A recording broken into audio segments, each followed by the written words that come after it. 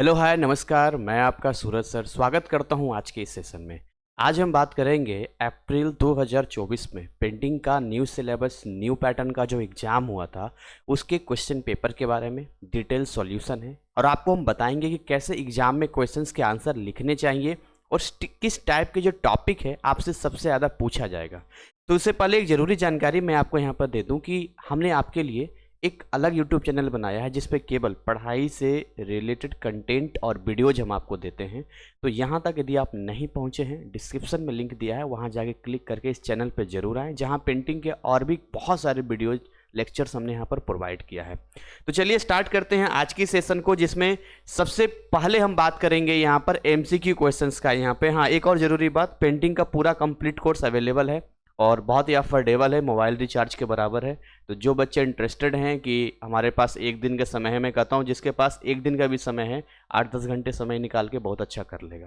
खैर एनीवे, तो यहाँ पर देखिए सेक्शन ए हमारा है। सेक्शन ए में सबसे पहले हम बात करेंगे MCQ क्वेश्चंस का। MCQ क्वेश्चंस में 1 मार्क्स के होते हैं और आप सभी जानते हैं कि कई ऐसे क्वेश्चंस होते हैं आपके जो एक ही क्वेश्चन में 2 क्वेश्चंस अथवा करके होते हैं, उनमें से कोई एक जिसमें आप बिल्कुल श्योर होते हैं वही आपका जवाब देना है। तो सबसे पहला सवाल यहाँ पर ये कह रहा है कि where are Panchmarhi rock painting situated. Panchmarhi rock painting कहाँ स्थित है? देखिए ऑप्शंस में है उत्तर प्रदेश, पश्चिम बंगाल, मध्य प्रदेश और जम्मू कश्मीर। याद रखिएगा, जब भी आपसे बोला जाए पंचमढ़ी रॉक पेंटिंग के बारे में तो इसका जो संबंध है वो मध्य प्रदेश से है। कहाँ से है? मध्य प्रदेश से इसका संबंध है, क्योंकि मध्य प्रदेश में ही बहुत सारे, जैसे बाघ की गुफा हो गया, ये बहुत सारी चीज़ें होगी, वो सब मध्य प्रदेश में आता है। यहाँ पे कलर को थोड़ा सा और डार्क कर लिया जाए ताकि आपके लिए चीज़ें आसान हो जाए। ठीक है, नेक्स्ट हम बात करेंगे यहाँ पे एक्सप्लेनेशन भी हमने यहाँ पर आपको दिया और ये एक्सप्लेनेशन केवल और केवल आपके इस सॉल्यूशन नोट्स को समझने के लिए दिया है, ताकि आप कभी भी इसको पढ़े एग्जाम से पहले तो आपको पूरा समझ में आए। एग्जाम में केवल OMR सीट फिल करना है जो सही जवाब है। तो एक्सप्लेनेशन ठीक है, आप पढ़ लेना। The Pachmarhi rock painting are located in Madhya Pradesh. और ये किस चीज़ के लिए जाना जाता है? अर्ली लाइफ के लिए जाना जाता है, रिचुअल्स के लिए जाना जाता है, वाइल्ड लाइफ के लिए जाना जाता है। यानी कि आप हिंदी में देखेंगे कि प्रारंभिक जीवन, अनुष्ठान, वन्य जीवन को दर्शाने के लिए प्रसिद्ध है। तो हम ये मान के चलते हैं कि हम कुछ एक्स्ट्रा इसमें हमने दिया है ताकि आपके एग्जाम में इससे संबंधित सवाल आए तो आप इसमें जवाब इसमें दे पाएं। जैसे कि यहाँ पंचमढ़ी की बात की गई थी, हो सकता है आपको इसमें सवाल पूछा जा सके कैसे कौन सा पेंटिंग है जो अर्ली लाइफ, रिचुअल्स या वाइल्ड लाइफ के लिए फेमस है, या हम बोल सकते हैं कि उसके लिए फेमस है, वो कहाँ स्थित है। तो कई तरह के क्वेश्चंस को बनाया जा सकता है। आगे बात करना चाहेंगे यहाँ पे दूसरे सवाल की ओर। Pala miniature painting done on palm leaves are called. ताड़ के पत्तों पे किए गए पाल लघु चित्रों को क्या कहा जाता है? क्योंकि पेंटिंग में लिमिटेड चैप्टर हैं, क्वेश्चंस भी लिमिटेड होता है, तो एक बार अगर आप उसको पूरा पढ़ लेते हैं, या तो आप खुद से पढ़ लीजिए, कोई नोट से पढ़ लीजिए, या हमारे कोर्स से पढ़ लीजिए, जैसा भी आप पढ़ लीजिए, तो ये सारे सवालों के जवाब आप देने के लायक बन जाते हैं। तो जिन बच्चों को नहीं समझ में आ रहा होगा या जिन बच्चों को लग रहा होगा कि सर कुछ अजीब सा लग रहा है, तो मैं आपको बस इतना ही कहूँगा कि पूरा का पूरा ये सेशन आप कंप्लीट करो, उसके बाद आप डिसाइड करना कि क्या नहीं समझ में आ रहा, क्या समझ में आ रहा। तो एक बार बुक खोल के देखना, सिलेबस देखना, बहुत आसान है, इसमें बहुत ज़्यादा मार्क्स आता है और आप भी अच्छा स्कोर कर सकते हो।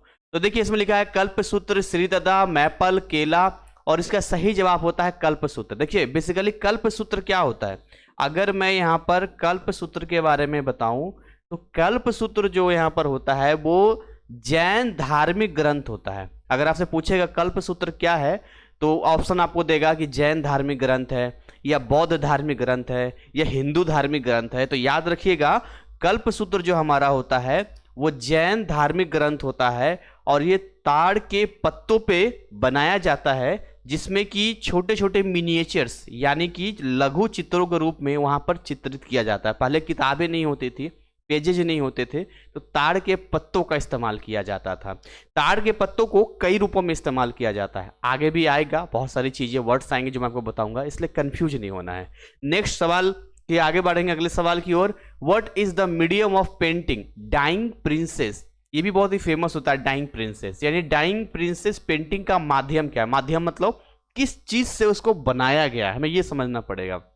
जैसे natural colour on mud plaster, मिट्टी के प्लास्टर पर प्राकृतिक रंग, इंक ऑन पेपर, कागज पे स्याही, टेम्परर डिस्टेम्पर जिसको हम बोलते हैं, और enamel paint on the wall यानी दीवार पर तामचीनी पेंट। ये अलग अलग उस जमाने के कलाकृतियां बनाने के साधन हुआ करते थे, माध्यम हुआ करते थे जिससे कि बनाए जाते थे। और इसका सही जवाब जो यहां पर है इंक ऑन पेपर, इसका ये सही जवाब है। तो याद रखिएगा डाइंग प्रिंसेस की जब बात करेगा तो इंक की बात आएगी, याद रखिएगा ये चीज को। The dying princess uses ink on paper suitable for detail work on depth में काम किया जाता है, बड़ा सूक्ष्म काम गहराई से दिया जाता है यहां पर स्याही का इस्तेमाल करके। तो कुछ कुछ वर्ड हैं, मुझे लगता है आपको नोट कर लेना चाहिए अपने कॉपीज में, जिससे कि आपका एक छोटा सा शॉर्ट नोट्स बन जाए और आपको आइडिया लग जाए कि अप्रैल में इन टॉपिक पे ऐसे सवाल पूछा गया था। तो आप प्रेडिक्शन भी कर सकते हैं कि हाँ इससे रिलेटेड हमारे इस एग्जाम में ऐसे सवाल भी आ सकते हैं। यहाँ पर है what is the meaning of Padmapani in the painting पद्म पानी बोधिसत्व, यानी पद्म पानी बोधिसत्व चित्र में क्या अर्थ होता है। तो याद रखिएगा लोटस इन हैंड की बात की जाती है, बहुत ही फेमस होता है। अगर आपको नहीं पता है, बहुत लोग मतलब जो नहीं पढ़ते हैं ये सिलेबस उनको भी पता है कि पद्म पानी बोधिसत्व एक भगवान बुद्ध का एक ऐसा प्रतिमा होता है, एक ऐसा चित्रण होता है जिसमें इसमें हाथ में लोटस यानी कि हाथ में कमल का फूल लिए होते हैं। तो अगर हाथ में कमल का फूल लिए हैं तो उसको हम पद्म पानी बोधिसत्व कहते हैं। पद्म पानी यानी पानी के अंदर पाया जाता है कमल, और बोधिसत्व यानी कि जो बौद्ध धर्म से रिलेटेड हो गया यहाँ पे। बाकी और भी ऑप्शन है, प्रोपोर्शनल बॉडी है, क्लासिक इंडियन ज्वेलरी है, फाइन फीचर फेस है। तो ये सिंपल याद रखना, the one who holds a lotus, वो हम उसका एक प्रतीक होता है, सिंबलाइजिंग प्योरिटी होता है, मतलब शुद्धता है, सत्व है ना, सत्व मतलब शुद्धता है एकदम से। लोटस को प्योरिटी माना जाता है। इतनी गंदगी में कीचड़ में होने के बावजूद भी देखिए कमल खिलता है। तो हम कहते हैं कि भाई इतनी गंदगी में रहने के बावजूद कोई इंसान है जो सच्चाई, ईमानदारी और ज्ञान के राह पे चल रहा है, यानी पूरी प्योरिटी के साथ आगे बढ़ रहा है। तो वो कमल उसी चीज को डिनोट करता है। नेक्स्ट हम बात करेंगे यहाँ पे अगले सवाल की ओर। अगला सवाल है this is not one of the printing technique. याद रखिएगा ये प्रिंटिंग लिखा हुआ है, पेंटिंग नहीं लिखा हुआ है, प्रिंटिंग। यह मुद्रण तकनीकों में से एक नहीं है। क्या है ये? चार में से कोई तीन होंगे जो होंगे, चौथा नहीं है। जैसे कि लिनोकट मुद्रांकन यानी कि linocut, stamping, would cut, wash. देखिए कभी भी प्रिंटिंग में धोने का कोई मतलब नहीं होता है। ये जो धोने वाला सिस्टम होता है वो पेंटिंग में होता है, ना कि प्रिंटिंग में होता है। पेंटिंग टेक्निक होता है जहां पर हम डाइल्यूटेड कलर को वॉश करते हैं, धोते हैं या पानी से हटाते हैं। प्रिंटिंग में तो छपाई होती है ना। तो इसीलिए इसका ये सही जवाब होगा यहाँ पे कि इनमें से ये ही एक ऐसा ऑप्शन है जो प्रिंटिंग टेक्निक में इस्तेमाल नहीं किया जाता है।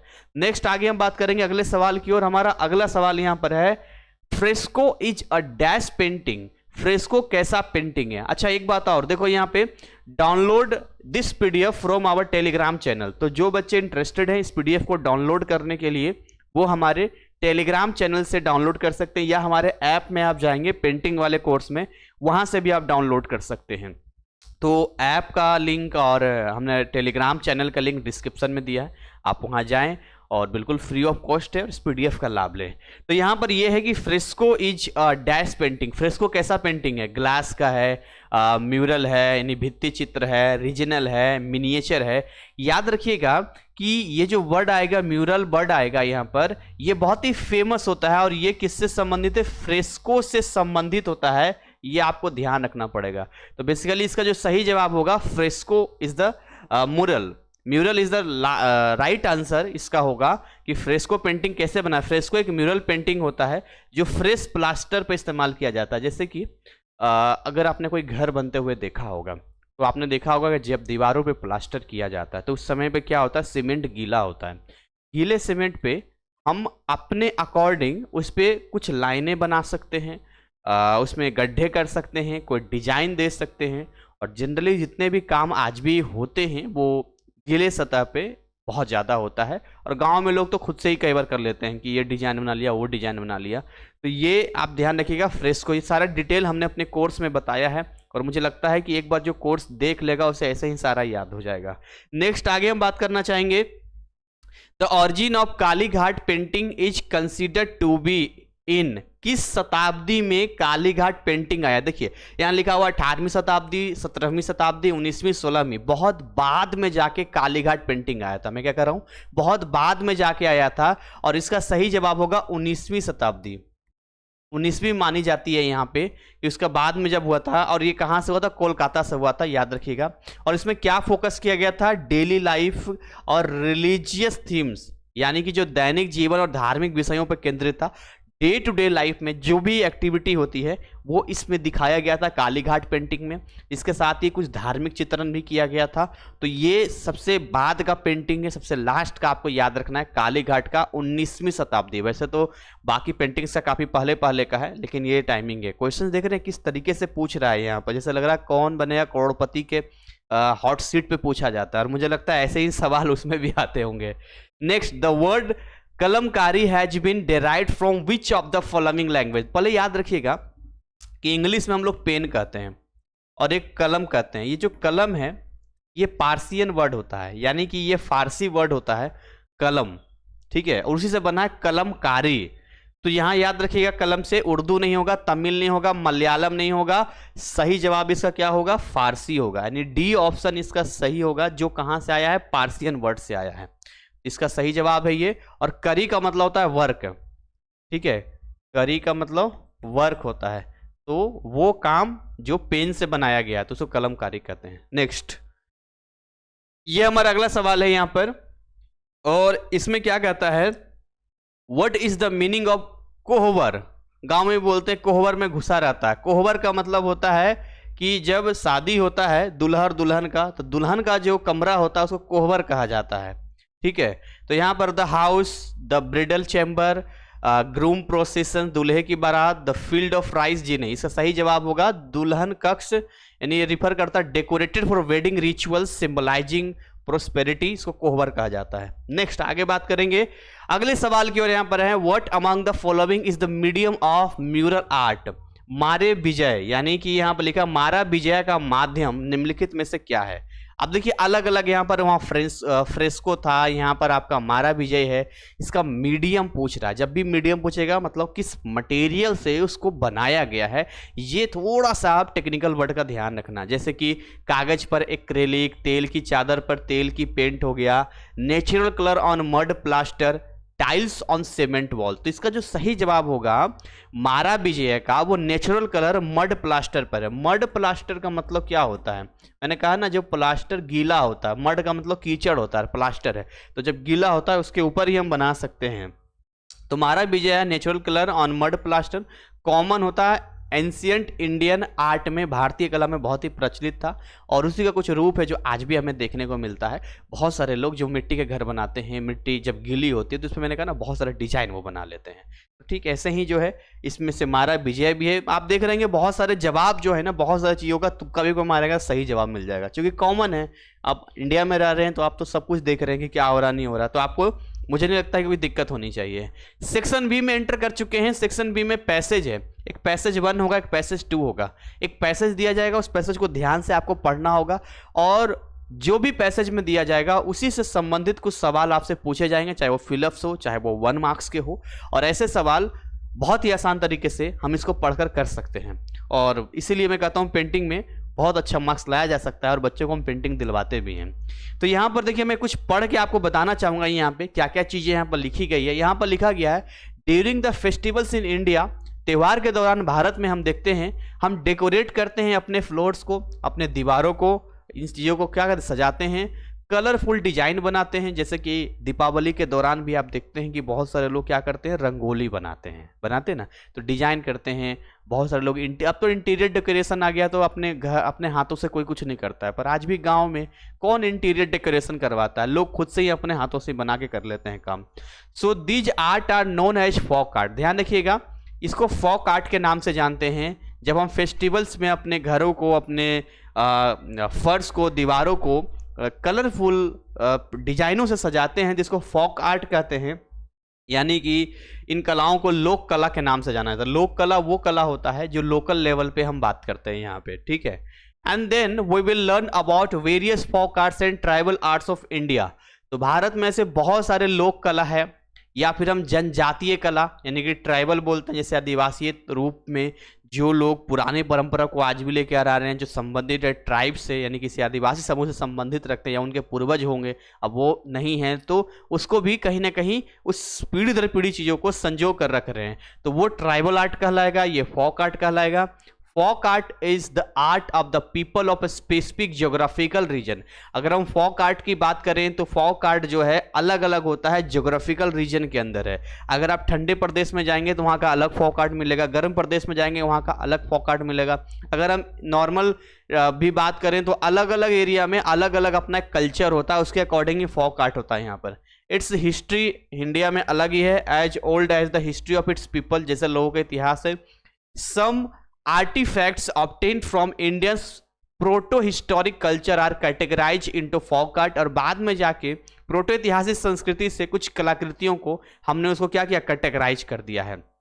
तो उसको हम लोग बोलते हैं India is known world wide for its cultural diversity. Diversity मतलब विविधता होता है। भारत को ये कहा जाता है कि भारत के अंदर पूरे दुनिया में सबसे ज्यादा कल्चरल डाइवर्सिटी है। मतलब आप भारत में देखो कितने 29 राज्य हैं, इन 29 राज्यों में हर राज्य के अंदर अपना फोक आर्ट है, ट्राइबल आर्ट है, उसके अंदर अलग अलग कल्चर है, अलग अलग रिचुअल्स हैं, है ना, वहाँ के अलग कपड़े हैं, अलग अलग बोलियाँ बोली जाती है, खाने का तरीका अलग है, बोलने हर चीज़, रहने सहने का तरीका भी अलग है। तो एवरीथिंग एक डाइवर्सिटी में जाता है, and each region has its particular folk art, जैसे मैंने बताया ट्राइबल आर्ट है। In addition form folk art and tribal arts in India are activities of a particular region और कम्युनिटी डन फॉर पब्लिक और personal goods. यानी ये कहता है कि भारत में जो जनजाति हैं किसी विशेष क्षेत्र या समुदाय की सार्वजनिक या व्यक्तिगत भलाई के लिए की जाने वाली गतिविधियां होती है। जो फोक आर्ट होते हैं, जो ट्राइबल आर्ट होते हैं, इसको इसलिए बनाया गया था ताकि इंसानों को उससे थोड़ा भलाई हो सके, इंसानों को थोड़ा सा उनके हेल्प के लिए हो सके। कैसे? तो उनके अपना एक साइंटिफिक रीजन होता है। जैसे मैं आपको कुछ रीजन बताऊं क्या साइंटिफिक रीजन होता है। जैसे मैं आपको कल्चर की बात करूं, जैसे हमारे यहाँ कहा जाता है कि अगर आप सुबह सुबह सूर्य को जल देते हैं तो ये अच्छा माना जाता है। तो बेसिकली जब हम सूर्य को जल देते हैं तो इसमें साइंस क्या छुपा हुआ, कैसे हमारी भलाई के लिए, हमारी मर्जी, ये अंधविश्वास भी तो हो सकता है। इससे क्या होगा सूर्य को जल देने से? तो ऐसा माना जाता है कि मॉर्निंग के टाइम में जब सूर्योदय हो रहा होता है और उस टाइम पे जब सूर्य से जल दे रहे होते हैं और आप अपने सामने से जल गिरा रहे होते हैं, तो जो जल की धारा होती है सामने से सनलाइट जब उससे पार होके आपके ब्रेन तक पहुंचता है तो आप पूरे दिन एनर्जेटिक रहते हैं। जो पाराबैंगनी किरणें, अल्ट्रावायलेट रेज के बारे में आप पढ़ते हैं या बाकी चीज़ों के बारे में पढ़ते हैं, तो मॉर्निंग के टाइम में कहा जाता है विटामिन डी आपके शरीर में मिलता है। आप पढ़े हैं ना इस बात को। अब मेरे शरीर में जो है विटामिन D3 की कमी थी, तो मेरे मेडिकल वालों ने कहा कि आप सर सुबह सुबह धूप लीजिए, आपके लिए सबसे बेस्ट होगा, आप दवाई भी ले सकते हैं। तो ये कुछ साइंटिफिक रीजन होता है, तो उनकी भलाई मैंने एग्जांपल केवल आपको बताया, ऐसे ना जाने कितने ऐसे साइंटिफिक रीजन होंगे जिसे लोग फॉलो करते हैं।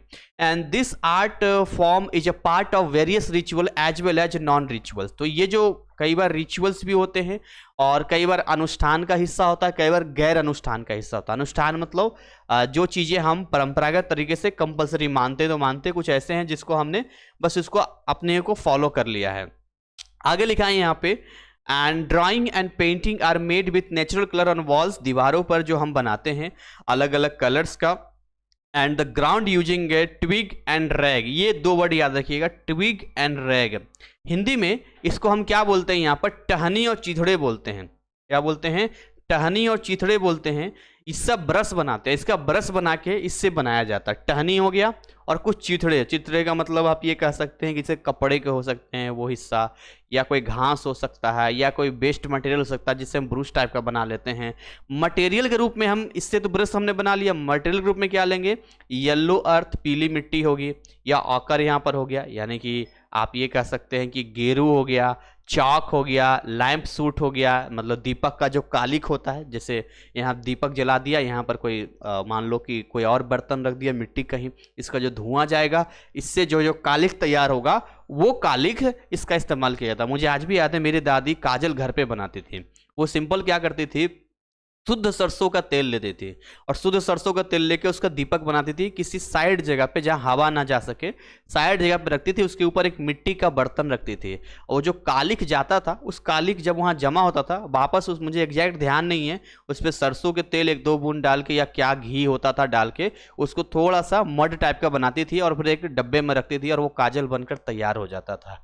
तो वो जो तैयार हो रहा है दीपक का कालिक है, यहाँ पर दिखा हुआ है, चावल हो गया, चावल का पाउडर हो गया, हल्दी पाउडर हो गया, सिंदूर हो गया, नील हो गया, गोबर हो गया, सब्जियों के रंग से कलाकृतियां हो गया, तो महिलाएं बनाती हैं और जो लड़कियां होती है उन महिलाओं को देखती है, उनके गाइडेंस में सीखती है, ताकि जब फिर उनकी शादी होगी तो फिर आगे इस परंपरा को आगे ट्रांसफर कर पाएगी, यानी हस्तांतरित कर पाएगी। तो ये पूरा का पूरा गद्यांश यानी पैसेज हमने आपको समझाया। अब इससे संबंधित जो सवाल होंगे उसके जवाब हमें यहाँ पर देने पड़ेंगे। तो यहाँ based on the given passage answer the following questions, दिए गए परिच्छेद के आधार पे निम्नलिखित प्रश्नों के उत्तर दीजिए। सबसे पहले यहां पर क्वेश्चन नंबर 9 पूछ रहा है, in India people decorate floors and walls with which material. Bharat में लोग फर्श और दीवारों को किस सामग्री से सजाते हैं? तो सही जवाब आपको मालूम है कि नेचुरल कलर इस्तेमाल किया जाता है, जैसे कि येलो अर्थ हो गया, अकर गेरू हो गया, चौक हो गया, लैम्प सूट हो गया, राइस पाउडर हो गया, टर्मरिक पाउडर हो गया, सिंदूर हो गया, इंडिगो हो गया, काउडग हो गया, वेजिटेबल कलर्स हो गया, इनका इस्तेमाल होता है। नेक्स्ट अगला सवाल यहाँ पर है कि the artefacts obtained from the proto historic culture of India come under which category. Bharat की प्रोटो ऐतिहासिक संस्कृति से प्राप्त कलाकृतियां किस श्रेणी में आती? फॉक आर्ट में आता है। प्रोटो वही ऊपर इस्तेमाल हुआ था, प्रोटो हिस्टोरिक कल्चर यानी artificial from Indians proto historic periods categorise किया फॉक आर्ट, और फॉक आर्ट को हमने डिटेल में भी आपको बताया है, ट्राइबल आर्ट के बारे में भी आपको बताया है। एंड यहां पर देखिए, in folk painting the brush is made, वही टहनी और चीथड़े से बनाया जाता है, नहीं बोलेंगे ट्विग एंड रैक से बनाया जाता है। यहाँ पे एक्सप्लेनेशन यहाँ पर है, पढ़ लीजिएगा। Drawing and painting in folk art are made with, लोक कला में ड्राइंग और पेंटिंग किन रंगों के साथ बनाई जाती है? तो नेचुरल कलर। उस समय तो आर्टिफिशियल कलर वैसे भी नहीं होता था, तो जो भी नेचुरल कलर होगा उसका इस्तेमाल किया जाएगा। जो हमारा गांव है वो पहाड़ के नीचे है और पहाड़ के नीचे मिट्टियां जो होती है वो होती है, कई मिट्टियां येलो कलर की होती है और कई मिट्टियां लाल कलर की भी होती है, लाल मिट्टी भी होती है, येलो मिट्टी भी होती है। तो हमारे इलाके में जो कुम्हार होते थे, अब पता नहीं वो कैसे कलर करते हैं, पहले बता रहा हूँ, वहाँ से 20 साल पहले की बात बता रहा हूँ। तो मिट्टी के जब बर्तन बनते थे तो उस पर लाल कलर का कलर किया जाता है, और वो कलर करने के लिए वो उन्हीं पहाड़ों की तराई में जाके वहाँ से मिट्टी लाते थे और उन मिट्टी को घोल कर अच्छे से फिर उसका कलर करते थे उन बर्तनों पे। तो उसको नेचुरल कलर कहते हैं, जिसमें आपने कोई केमिकल नहीं मिलाया है, कोई भी आर्टिफिशियल ऐसा सिंथेटिक चीज़ नहीं मिलाई है, और प्राकृतिक रूप से जो नेचर में पाया जाता है उससे आपने कलर किया है यहाँ पे। तो यहाँ पर ये हो गया फॉक पेंटिंग, जो इस्तेमाल किया था डेराइव्ड फ्रॉम लोकल मटेरियल से इस्तेमाल किया था, जो लोकल मटेरियल्स हैं। ये आपका पैसेज 2 है, दूसरा पैसेज है। एक पैसेज तो हमने आपको बता दिया, दूसरा पैसेज बता रहे अजंता की गुफाएं। अजंता गुफाएं अपने आप में भारत की एक धरोहर है, जो हमें बताती है कि किस तरीके से स्टार्टिंग पीरियड में चाहे ह्यूमन ने बोलना सीखा या फिर ह्यूमन ने अपने भाषा ज्ञान किया, या कई बार ऐसा होता था कि जब वो शिकार करके आते थे और उन्हें अगली पीढ़ी को या अपने लोगों को समझाना होता था कि क्या क्या सावधानियां बरतनी है, तो उस पर वो कई सारे डिजाइन, कभी हिरन बना दिया, ऐसे तीर मारना है, यहाँ छुपना है, ये करना है, उन्होंने बनाई, जो आज भी है। बाद में जैसे जैसे इंसान डेवलप होता चला गया, अलग अलग धर्म आ गए, जैसे अजंता गुफाओं में बहुत सारी गुफाएं हैं। उन गुफाओं में कुछ ऐसी गुफाएं हैं जो भगवान बुद्ध से संबंधित है, कुछ गुफाएं ऐसी है जो लोकल फोक आर्ट से संबंधित है। तो ऐसी बहुत सारी गुफाओं में अगर मौका मिले तो आपको जरूर घूमना चाहिए अजंता गुफाएं, और ये बहुत इंपॉर्टेंट है, आपके हर एग्जाम में आता है। यहाँ पैसेज में दे दिया है और कई बार इससे संबंधित सवाल भी आपको पूछे जाएंगे। तो केवल आप ये सोच के मत पढ़ो कि अप्रैल 2024 का क्वेश्चन है देख लेते, नहीं, इससे जितना ज्ञान आप ले सकते हो उतना ज्ञान लो, और देखना आपका जो एग्जाम होगा उसमें जो सवाल होंगे वो भी कॉमन क्वेश्चंस होंगे जो इससे संबंधित होंगे, और ये वाला नॉलेज वहां पर आपको काम करेगा। तो लिखा है अजंता चित्र गुफाओं की दीवारों, स्तंभों और छत को पूरी तरह से कवर करते हैं, मतलब पूरी तरह डिजाइन वगैरह है, पहले तो कवर कर दिया, गुफा बना हुआ है। ये बौद्ध कला की एक विशाल गैलरी बनाते हैं। गैलरी मीन्स बात, जहां पर आप देखेंगे कि बहुत सारे भगवान बुद्ध के चीजें देखते हैं। मैं इंग्लिश में पढ़ता हूँ, They form a vast gallery of Buddhist art illustrating scenes from the life of Lord Buddha and his previous lives, including the Jatak, floral and animal motifs and stories. तो भगवान बुद्ध के जीवन के और उनके पूर्व जन्म के दृश्य को दर्शाता है। इसमें जातक, पुष्प, पशु, रूपांकन, कहानियां शामिल है। यहाँ पर मैंने भगवान बुद्ध की किताब पढ़ी थी छोटे में, जब मैं बचपन में था।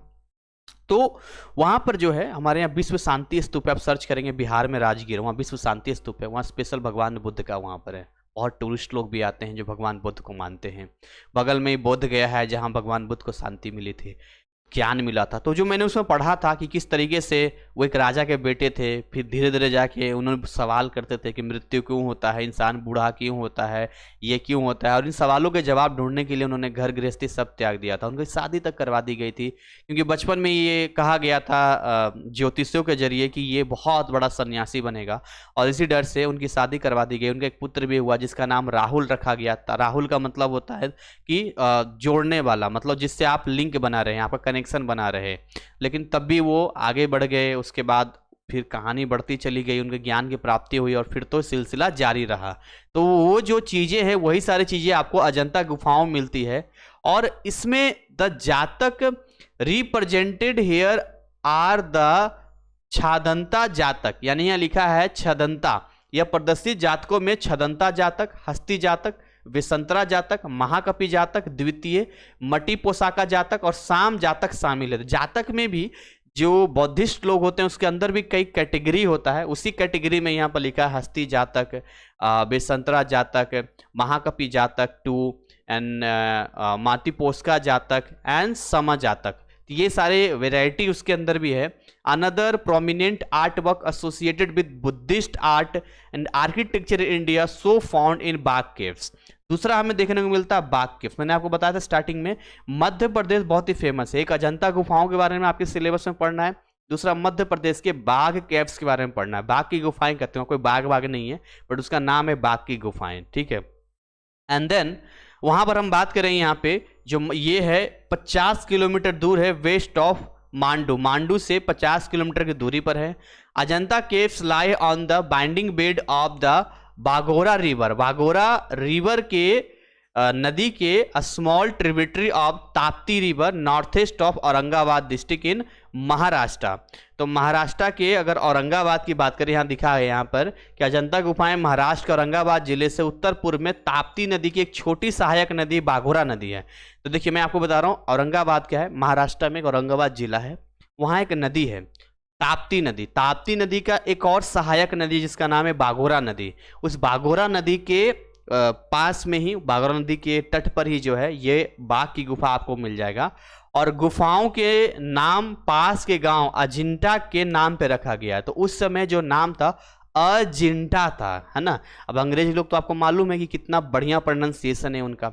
उनकी इंग्लिश भी ए से स्टार्ट होती है, जेड पे खत्म होती है। Only 26 alphabet. तो हमारे यहाँ हिंदी है, और हिंदी जो है उच्चारण से बोली जाती है। मतलब आप बोलेंगे क, तो यहाँ से आवाज आएगा खो, यहाँ ग, इस तरह से आवाज आएंगे ना, बढ़ते जाएंगे च ट प, यानी क से लेके प तक आते आते होठ तक आते। तो साइंटिफिक है, तो उनको बोलना होगा अजिंठा। अजिंठा, तो अजिंठा को बोलते अजिंता। अजिंता बोलते बोलते हो गया अजंता की गुफाएं। तो इसीलिए ये बोलते बोलते उनको ढंग से बोलने नहीं आया, तो नाम अजंता गुफाएं यहाँ डाल दिया, तो बन गया अजंता। यहाँ बन गया। गांव का नाम क्या था, अजिंठा, याद रखिएगा यहाँ पे। एंड जिसकी ऊंचाई लगभग 260 फीट है और जो 540 गज तक फैली है। यहाँ 30 गुफाएं हैं जिनमें एक अधूरी है। 30 गुफाओं में से 29 कंप्लीट है और एक गुफा अभी अधूरा है, पूरा नहीं है।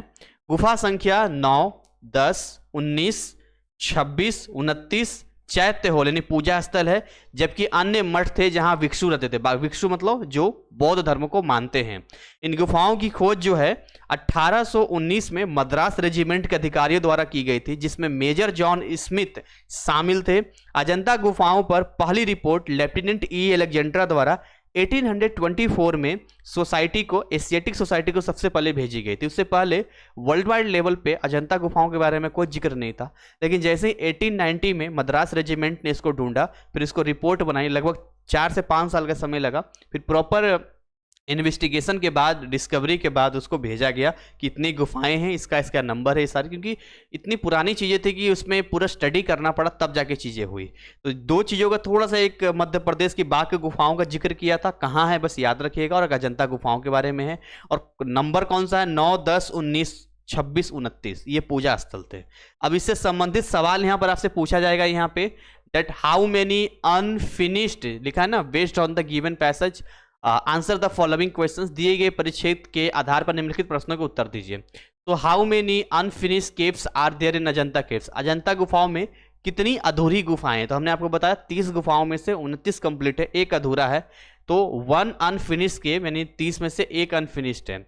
नेक्स्ट, केव्स 9, 10, 19, 26 और 29 आर नोन एज, तो 9, 10, 19, 26, 29 किस नाम से जाना जाता है? इसको चैत्य हॉल के नाम से जाना जाता है। चैत्य का मतलब होता है वो जगह जहां पर पूजा पाठ करते हैं, चैत्य, ठीक है। चैत्य एक वर्ड है जहां पर हमारे बोलते हैं कि चैत्र का महीना आ गया है, तो होली के टाइम में जो हम बोलते हैं, तो हिंदी के महीनों के नाम में भी एक महीना यहाँ पर आता है, और उस समय पर माना जाता है कि वही नववर्ष है जहाँ पर होली जलाई जाती है। उसके बाद आप देखते हैं कि जो हमारा पर्यावरण होता है, जो हमारा प्रकृति होता है, एक नए रूप में दिखता है, नए फूलों खिलना, नई सुगबुगाहट, नई एनर्जी, सारी चीज़ें तो रिलेटेड है हिस्टोरिकल पर्सन से, तो नाम भी भारत के अकॉर्डिंग ही रहेगा, तो चैत्य हॉल है यहाँ पे।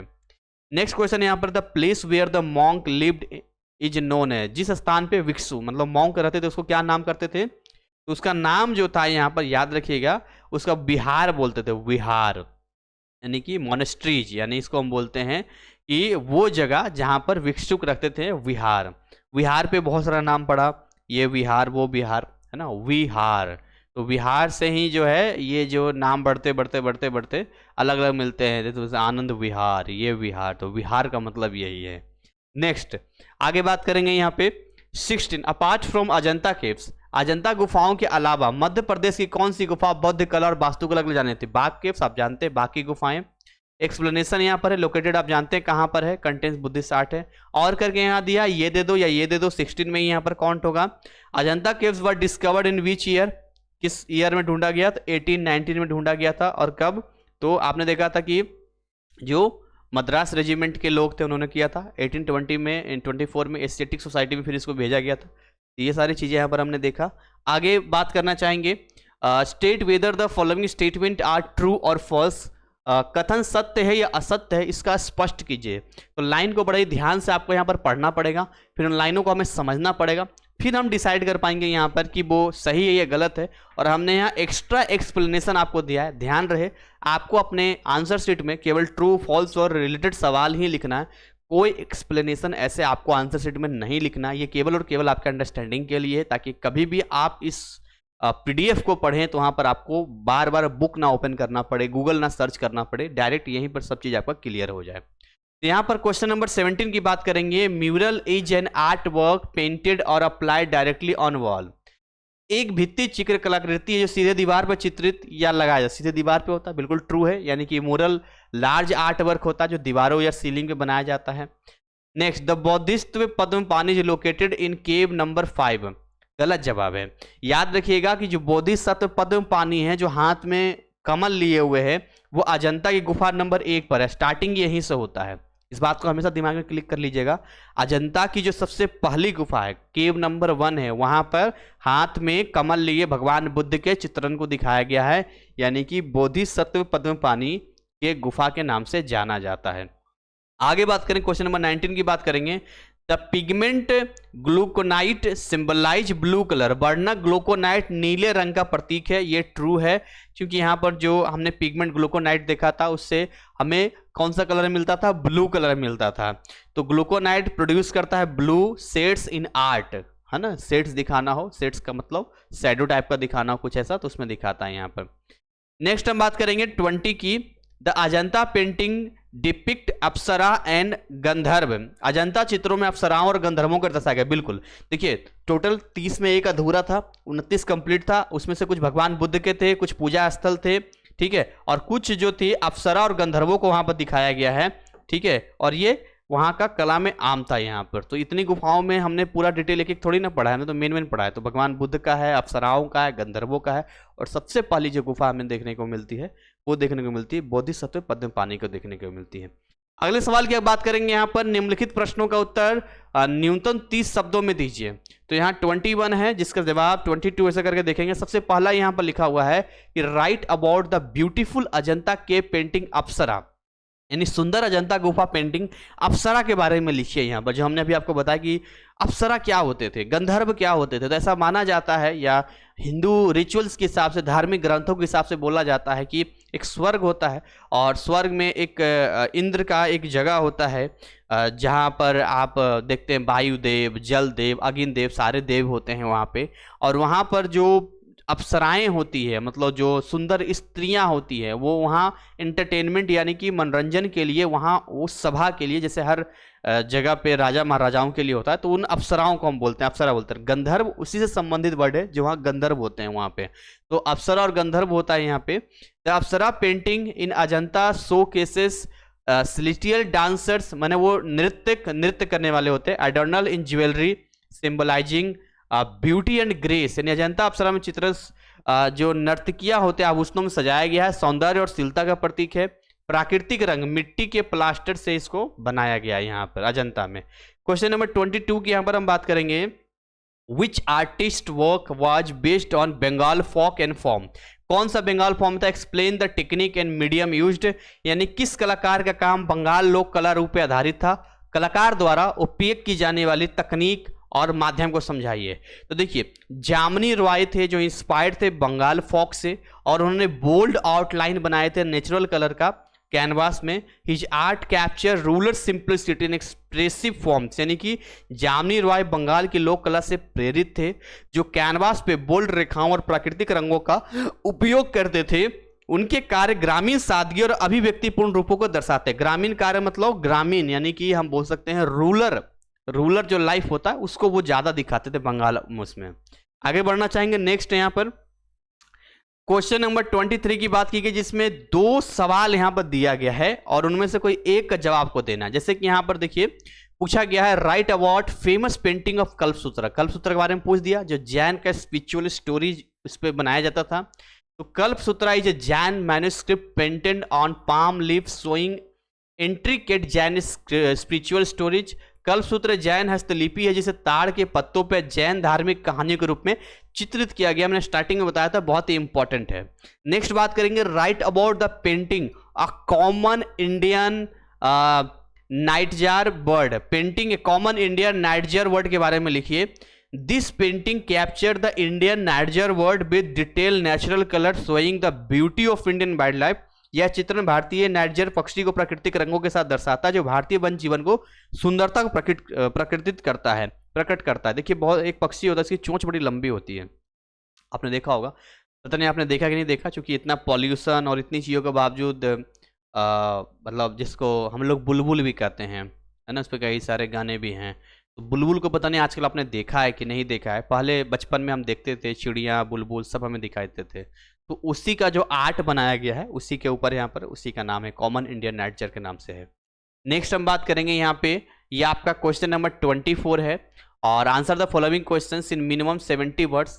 निम्नलिखित प्रश्नों के उत्तर 70 शब्दों में दीजिए यहाँ पे, और 24, 25 और 26 ये 3 सवाल होते हैं, जो आपका बड़ा सवाल है, जहाँ 70 है इसके बाद 100 शब्दों में देना होगा, और बड़े ध्यान से आपको लिखना पड़ेगा, क्योंकि इनके अंदर जो शब्द इस्तेमाल किए जाते हैं वही घिसे पीटे रिपीटेड शब्द होते हैं, और वो वही इन शब्दों का इस्तेमाल कर सकता है जिसने पहले इस पूरे सिलेबस को पढ़ा है। पेंटिंग में अगर आप सोचेंगे कि 8 या 10 क्वेश्चन या एक सैम्पल पेपर या एक क्वेश्चन पेपर सॉल्व कर लेंगे और हम बहुत अच्छा कर लेंगे, तो ऐसा नहीं होगा।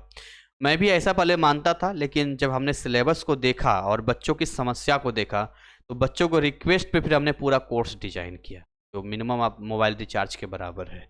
तो उसमें हमने ये सारी चीज़ों को समझा पहले कि समस्या क्या है बच्चों की।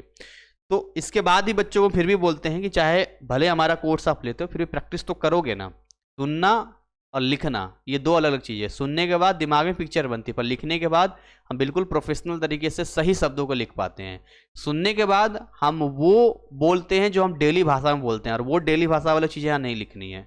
हमें यहाँ जो लिखना स्टैंडर्ड लिखना, जो किताबी भाषा है। तो सवाल यहाँ पर ये है, the British people were fascinated and attracted towards the diversity of Indian people, यानी ब्रिटिश लोग भारतीय लोगों की विविधता के प्रति मोहित और आकर्षित थे। उन्हें लगता था हमारे देश में तो इतनी विविधताएं नहीं है, बट इस देश में बहुत सारी विविधताएं हैं, बहुत सारे कल्चर हैं, तो अट्रैक्टिव भी थे। And elaborate on the statement about the company school of painting, इसीलिए उन्होंने एक बनाया था कंपनी स्कूल ऑफ पेंटिंग। और ये कंपनी स्कूल पेंटिंग भी अपने आप में एक वीवीआई इंपॉर्टेंट है, जिससे संबंधित सवाल आपके एग्जाम में भी पूछे जा सकते हैं। ये इंग्लिश में आंसर लिखा है, ये हिंदी में लिखा है, मैं कोई भी पढ़ के आपको बता देता हूँ, बाकी ये आप डाउनलोड करके पढ़ लेना। यहाँ पे लिखा है यहाँ पर, the company school of painting developed in India during the colonial period as a unique fusion between traditional Indian art styles and western influences. जो कंपनी स्कूल ऑफ इंडिया है भारत में औपनिवेशिक काल के दौरान है। औपनिवेशिक काल का मतलब होता है जब भारत उस समय अंग्रेजों के अधीन था, तो उसको हम बोलते हैं उपनिवेश, और उस समय को औपनिवेशिक काल बोलते हैं। यहाँ पर हम मिक्सचर देखते हैं, जो इंडियन कल्चर और साथ में जो पश्चिमी प्रभाव था, यानी कि अंग्रेजों के यहाँ का जो कल्चर था, दोनों का मिक्सअप देखने को मिलता है यहाँ पे। British officers and officials in India were fascinated by the diversity and richness of Indian culture। वो बड़े प्रभावित थे भारत की इतनी डाइवर्सिटी, इतने रिचनेस, अमीरी को देख के, इनके costumes, daily life. As a result, जिसकी वजह से they commissions local Indian artist to create detail and realistic depiction of Indian people, flora, fauna, है ना, जंगल जीव का, एंड आर्किटेक्चर। तो उन्होंने जो लोकल लेवल पे जो आर्किटेक्चर्स थे, जो हम ये कह सकते हैं कि जो कलाकार थे, उन कलाकारों को सारी चीज़ों के बारे में इलोबरेट किया कि ठीक है आप इसको बनाइए, जो भी बनाना है, जैसे वनस्पतियों के बारे में, जीवों के बारे में, वास्तुकला के बारे में, वो भी इंटरेस्टेड थे ताकि उसके बहाने वो भी सीख सके।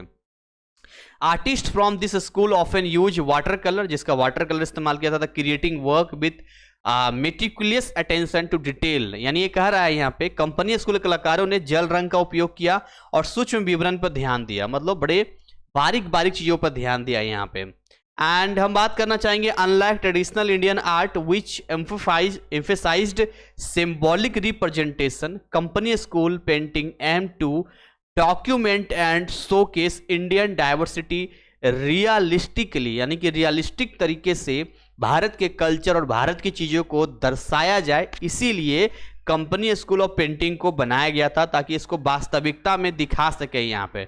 और इस प्रकार ये जो कला थी भारतीय विरासत का महत्वपूर्ण रिकॉर्ड बन गया। यानी कि जब पूरा का पूरा इतने सालों में बनता गया तो पता चला कि यार इतनी वैरायटी, इतनी सारी चीज़ें यहाँ पर हमें देखने को मिलती है, जो जीवन, लाइफ के बारे में, थिंकिंग के बारे में, फोक आर्ट, संस्कृति, कल्चर के बारे में, हर चीज़ के बारे में बताया जाता है। और उन सबको इसमें कैद किया गया, कैद मतलब पेंटिंग्स बनाया गया ताकि आगे भी इसके बारे में पता चल सके। हमारा भारत कितना समृद्ध था इन चीज़ों में, ये किसी से छुपा हुआ नहीं है। चाहे किसी भी मामले में ले लीजिए, जब पश्चिमी देश जंगलों में आदिवासी की तरह रहते थे, जिन्हें ये नहीं पता था खाना क्या है, जिन्हें ये नहीं पता था कि नमक भी इस्तेमाल होता है, मसाले भी इस्तेमाल होते हैं, हमारे देश में एक से एक घरों का डिजाइन, चाहे आप मोहनजोदाड़ो या हड़प्पा का ले लीजिए सिविलाइजेशन का, या खाने की वैरायटी ले लीजिए, रहने का तरीका देख लीजिए, आज जो हम लाइफ जी रहे हैं इससे कई गुना बेटर जिंदगी वहाँ उस समय थी। तो इतने डेवलप थे हम लोग, लेकिन कुछ ऐसी चीज़ें रही जिसकी वजह से हम इतने समझदार होते हुए भी बेवकूफ़ बने और हमारे ऊपर इन लोगों ने इतने सालों तक शासन किया। खैर, आगे बात करना चाहेंगे यहाँ पर क्वेश्चन नंबर 25 की यहाँ पर है, और इसमें 100 शब्दों में आपको आंसर लिखना है यहाँ पे।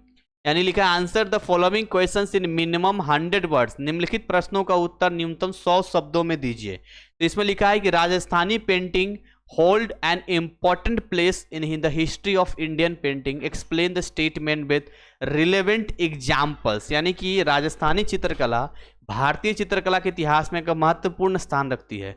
तो दिए गए कथन को प्रासंगिक उदाहरणों की सहायता से स्पष्ट कीजिए।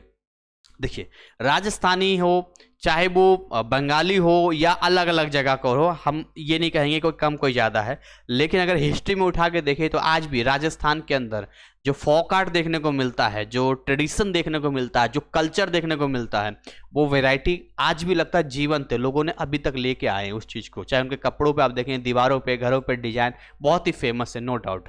तो Rajasthani paintings renowned for their vibrant colour, बहुत सारे कलर इस्तेमाल, जटिल डिजाइन, एकदम कलर लिया गया, intricate design and detail work किया गया। Significant part of Indian art history, मतलब इंडियन आर्ट हिस्ट्री में एक महत्वपूर्ण हिस्सा है।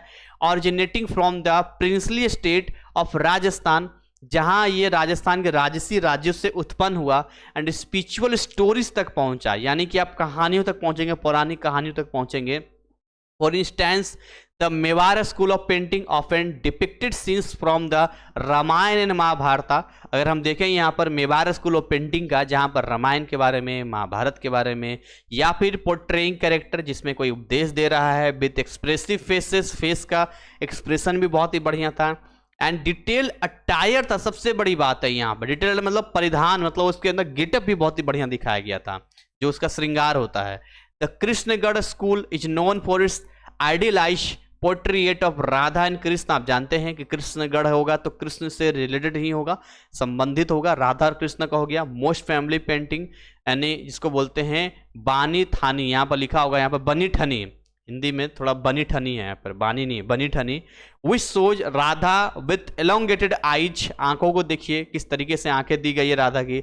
Refined feature the Bundi school, अलग अलग देखिए, एक स्कूल नहीं था, देख रहे हैं कितने कितने स्कूल यहाँ पर दिखा जा रहा है। मैं आपको यहाँ पर अगर बता दूं, देखो प्रिंसली स्टेट से गया यहाँ पर, एक तो यहाँ पर ये था मेवाड़ स्कूल ऑफ पेंटिंग, एक तो ये हो गया आपका, दूसरा आपका हो गया द कृष्ण स्कूल हो गया यहाँ पर आपका, and next next next next next यहाँ पर मोस्ट, यहाँ पर वानी विच राधा यहाँ पर, और यहाँ पर देखिए बूंदी स्कूल यहाँ पर हो गया आपका। ये अलग अलग यहाँ पर थे। Often illustrated natural setting particularly लस ग्रीन, यानी कि यहाँ पर बूंदी शैली प्राकृतिक दृश्य दिखाया गया है, हरे भरे प्रदृश्य दिखाया गया, मानसून के दृश्य को दिखाया गया, चित्रण किया गया है यहाँ पे। Landscape and rain scenes that reflected the monsoon, monsoon का मतलब होता है जब बारिश का मौसम आता है उसको हम लोग मानसून कहते हैं, तभी तो बारिश होगी, इसलिए देखते हैं आपने कहा था कि भाई मानसून का समय आ गया यहाँ पे। एंड दिच पेंटिंग वह टिपिकली डन ऑन वॉल, दीवारों पर, कपड़ों पे और पेपर पे किया गया था। Intricate floral borders and delicate Bruce work, यानी जटिल फूलों की सीमाएं थी, कपड़े कागज पे नाजुक ब्रश, बहुत ब्रश का जो वर्क था बड़े बारीक बारीक तरीकों से किया गया था यहाँ पे। और इस प्रकार राजस्थानी चित्रकला न केवल सांस्कृतिक कहानियों को प्रस्तुत करता है, पुराने स्टोरीज को न केवल बताता है, बल्कि अगर हम देखें तो हिस्टोरिकल जो राजस्थान का लाइफ स्टाइल है, जो वहाँ का एक अटायर है, वहाँ का जो ब्यूटी है, वो सारी चीज़ें भी यहाँ पर हमें देखने को मिलती है, जो आज भी उस चीज़ को, धरोहर को लोग लेकर आ रहे हैं, जो एक रोल प्ले करता है सोसाइटी में। तो ये क्वेश्चन नंबर 25 का था, डिटेल अपने हिसाब से आप लिख सकते हैं।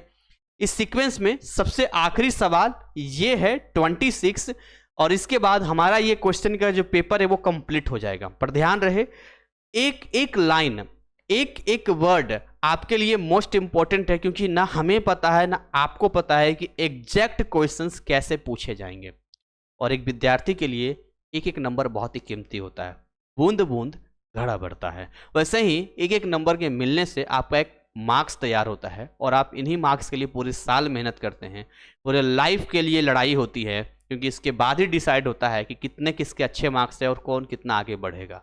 तो इस चीज़ के लिए हम सावधानी से काम करेंगे। लिखा है explain in detail the various designs and patterns used on earthen pots found in the Indus valley civilisation. देखिए यहाँ पर इंडस वैली सिविलाइजेशन का यहाँ पर पूछा है, यहाँ पे सिंधु घाटी सभ्यता, जिसमें मोहनजोदाड़ो भी आता है और हड़प्पा भी आता है, इसमें दोनों का जिक्र हमें यहाँ पर करना होगा। यहाँ पे तो कैसे वो रहते थे, क्या था, वही सारी चीजें यहाँ पर लिखा गया है, बहुत सारी चीजें यहाँ पर लिखा गया है। द अर्थन पोर्ट्स, यानी कि जो मिट्टी के घड़े मिले हैं ना, वो उनका जो डिजाइन था वो बहुत ही यूनिक डिजाइन था। इंट्रिकेट पैटर्न, उसके अंदर पैटर्न भी बड़ा ही जटिल था, यानी कि आज भी अगर उसको बनाए तो ये सोचने में दिमाग लग जाएगा कैसे इसको बनाया गया था। तो उस टाइम पे आज से लगभग 5000 वर्ष पहले कैसे बनाया गया होगा। कैसे पता चला? 5000 वर्ष पहले कार्बन डेटिंग होता है, C14 से पता चलता है कोई भी वस्तु, कोई भी अवशेष कितना पुराना है।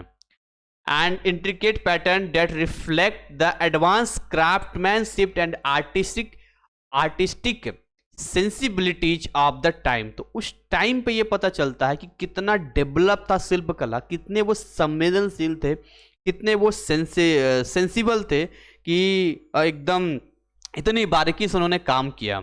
आगे बात करेंगे यहाँ पे, नेक्स्ट यहाँ पर these pots were primarily made of red और ब्राउन क्ले। पहले तो इसका इस्तेमाल पहले बनाया जाता था रेड और क्ले ब्राउन का, और बाद में डेकोरेट किया जाता था ब्लैक पेंट। पहले लाल कलर, गेरुआ कलर का पेंटिंग किया गया, फिर इसमें ब्लैक भी इस्तेमाल किया गया।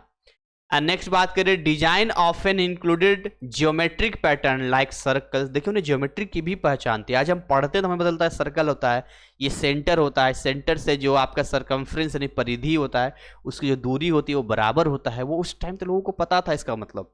जिग जैग टेढ़े मेढ़े लाइनें, ट्रायंगल त्रिभुज के बारे में, एंड ग्रिड्स भी उनको मालूम था। ठीक है, ये सारे ज्योमेट्री, सिमेट्रिकल भी उन्हें मालूम था। सिमेट्री क्या होता है? मैं मान लो ऐसा लाइन खींच दूं तो आधा तो सिमेट्री हो गया। And balanced showcasing the people's understanding of geometry, यानी उस समय पर लोगों को ज्योमेट्री की समझ काफी ज्यादा थी, कैसे संतुलित करना है। Many pots also featured animal motifs. बहुत सारे ऐसे थे जिसमें हम देखते हैं कि मछली, पक्षी, बैल, इनका भी उस पर पिक्चर बनाया गया है। यहाँ पे लिखा होगा जैसे कि bulls, fish and birds which were symbolic in nature, possibly representing prosperity, fertility and daily life. जिसमें उसमें क्या दिखाया गया? पशु पक्षियों को रूपांकन दिखाया गया, समृद्धि को दिखा रहा है, उर्वरकता को दिखा रहा है, दैनिक जीवन को दिखा रहा है, कैसे समृद्ध बनेंगे, कैसे हम आगे डेवलप करेंगे, मतलब प्रोडक्ट को खेती कर रहे हैं, बाकी चीज कैसे बढ़ाएंगे, दैनिक जीवन के प्रति कैसे डे टू डे लाइफ में है। ये बारीकी आज से 5000 साल पहले के तक कमाल का था। मतलब उस टाइम पे क्या उन लोगों का साइंस रहा होगा। And in some cases plants and trees were depicted to show reverence of for nature, यानी कि पेड़ पौधों को भी दिखाया गया। देखिए अगर पेंटिंग में नहीं भी कुछ समझ में आता है ना, तो जो पढ़ रहे हो इससे संबंधित चीज लिखना। घड़ा पूछा है, घड़ा में क्या कहेगा? मछली बनाएगा, ये बनाएगा, वो बनाएगा, डिजाइन बनाएगा, ज्योमेट्री मालूम था, ये था, बना के लिख दोगे तब भी आंसर आपको मिल जाएगा। मैं आपको ये बोल रहा हूँ यहाँ पे, ठीक है। And these patterns were not merely decorative but also indicative of the Indus valley's connection to nature, religious beliefs and social practice. ये केवल शो ऑफ और सजाने के लिए नहीं थे, बल्कि ये दिखाता है कि इंडस वैली का कनेक्शन प्रकृति के साथ था, धर्म से था, विश्वास था उनको, और सामाजिक प्रकृति यानी सामाजिक जो प्रथाएं हैं उसको भी इंगित करता है। उस समय जो सामाजिक प्रथाएं थी। The high level of details and uniformity of this design suggest the use of advance tool और मेथड्स इन पोएट्री, जो कि इन बर्तनों में देखने को मिलता है, जो एम्फेसाइज करते हैं इंडस वैली सिविलाइजेशन को। उस समय पर sophisticated and well develop in the art of poetry, इन सिंधु घाटी सभ्यता में बर्तनों कला में उन्नति और परिपक्वता यानी मैच्योरिटी को दिखाते हैं, कितने मैच्योर थे, कितने वो एक्सपर्ट थे इन चीज़ों में। तो वहाँ पर था। हालांकि बहुत सारी चीज़ यहाँ पर लिखी जा सकती हैं जिसमें हड़प्पा मोहनजोदड़ो का डिटेल नहीं दिया गया, क्योंकि केवल और केवल एक टॉपिक यहाँ पूछा गया था, मिट्टी के बर्तनों का। अब अगर इसके अलावा आपसे पूछता वहाँ के रहने सहने का, लाइफ स्टाइल का, तो आपको लिखना पड़ता वहाँ के लोग थे, ड्रेनेज सिस्टम बना रखा था, नाली निकास था, घरों में सीढ़ियाँ थी, छत होते थे, पूरी की पूरी व्यवस्था थी, वहाँ बाजार लगते थे। एक मूवी यहाँ पर मोहनजोदड़ो जो कि आपके ऋतिक रोशन ने बनाई थी, उससे संबंधित है, जिसमें सारी चीज़ें उस समय की चीज़ों को दिखाया गया है। तो ये पूरा क्वेश्चन पेपर यहाँ पर आपका कंप्लीट हो गया है। लेकिन अब यहाँ पर हमें ये समझना है कि जितना भी हमने क्वेश्चन देखा है ऐसे ही सवाल आपसे पूछे जाएंगे। उन सवालों में कुछ कॉमन बातें ये है कि जो दिमाग में सेट हुई है, चाहे वो पेंटिंग को लेकर हो, चाहे वो बाकी चीज़ों को लेकर हो, तो आप एक चार्ट बनाना, उस चार्ट में आपको मेन चीज़ें याद करनी है, कौन किसका है, कैसे है, dash dash dash, and then something कुछ ऐसा कि इसमें ये चीज़ें हैं जो अपने मन से भी हम लिख सकते हैं, कुछ डेट है जो ऐसे से किया जा सकता है, और बहुत सारी ऐसी चीज़ें हैं जो पढ़कर ही केवल लिखा जा सकता है। और इसी के साथ ये पेंटिंग में आपका ये कंप्लीट मैं करूँगा, और यहीं के बाद आज के सेशन को मैं कंप्लीट करने के बाद मैं आपको यही सजेस्ट करूँगा कि बस आप कोशिश करो कि अपने बुक के क्वेश्चंस को खुद से लिखो। एक बार लिख लोगे आपका डर भी खत्म हो जाएगा, लिखने का तरीका भी क्लियर हो जाएगा। तो फीडबैक अपना कमेंट सेक्शन में बता सकते हैं, इससे हमें मोटिवेशन मिलता है। और इसी के साथ आज के सेशन को बाइंड अप करेंगे। Thank you so much, wish you all the best. जय हिंद, जय भारत। पेंटिंग में बहुत अच्छे मार्क्स लाइए।